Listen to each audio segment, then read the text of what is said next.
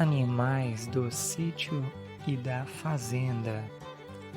Olá, neste vídeo vamos falar dos animais que estão perto de nós.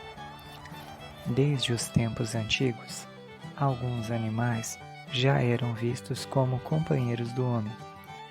Esse contato foi responsável pela adaptação da espécie para o meio ambiente doméstico.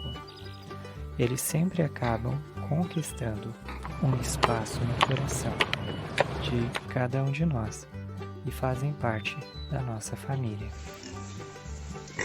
A evolução desses animais para o meio familiar tem ocorrido aos poucos. Os seus tutores, que tratam seus pets como uns filhos, eles compartilham o carinho e o cuidado. Você tem algum animal? Escreva o nome dele nos comentários. Apesar de não falarmos a mesma língua, a compreensão dos animais nunca foi um grande problema para o convívio. Eles nos ensinam muitas coisas, como dar e receber amor e carinho, a ter responsabilidade e a não nos sentirmos sozinhos.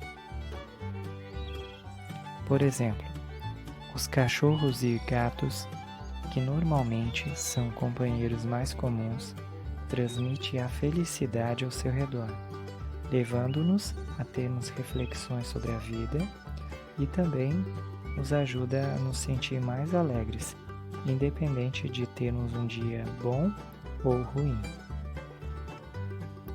Por isso, os animais também podem ser vistos como ajudantes no tratamento de algumas doenças. Devemos cuidar deles como cuidamos da gente mesmo. Também precisamos cuidar e oferecer a eles todos os recursos necessários para uma vida tranquila. Se você gosta desse tipo de conteúdo, não se esqueça de se inscrever no canal e ative as notificações. Se desejar, também compartilhe com seus amigos este conteúdo. Até o próximo vídeo!